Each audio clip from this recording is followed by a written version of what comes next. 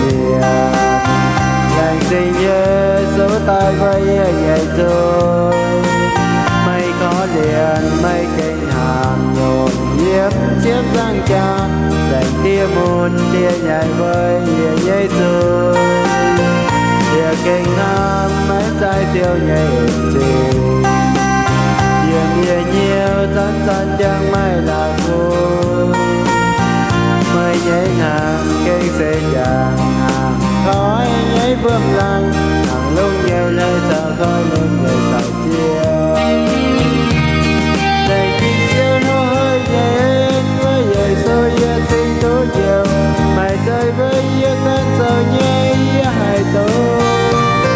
Ta nhảy xuyên chiều dậy sôi nhảy chạm giao lấy nhảy trôi, giờ tu chẳng chiến vậy trên cao trời dậy sôi.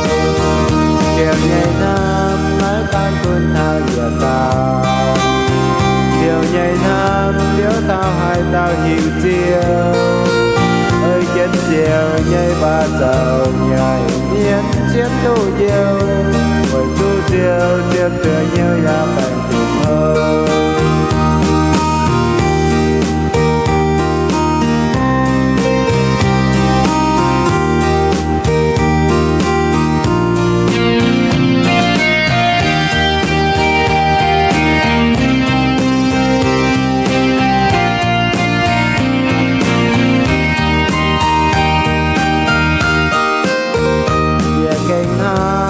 Trái chiều nhẹ gì điểm nhiều san san chẳng may là khô.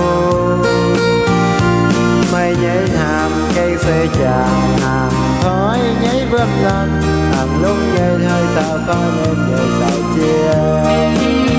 Lành tình chiều nó hơi nhảy mới về số giờ sinh tố chiều, mày chơi với giờ con sầu nhảy hai tố. Giang lấy nhớ nhảy trôi, địa tu chẳng chiến với trên cao trời dậy.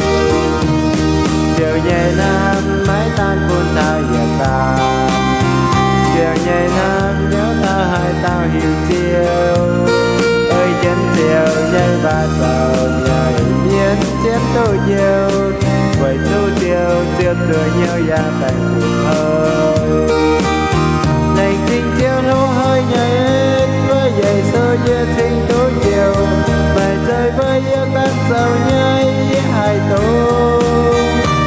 Và giờ xuyên chiều dậy sôi nhảy chạm giao lên nhảy trôi, giờ tu chẳng chiến với xuyên cao chiều dậy sôi. Chiều nhảy nam mái tan quân ta giờ tao, chiều nhảy nam nhớ tao hai tao hiểu chiều. Ơi chân chiều lên ba tàu nhảy miên chiến tu chiều,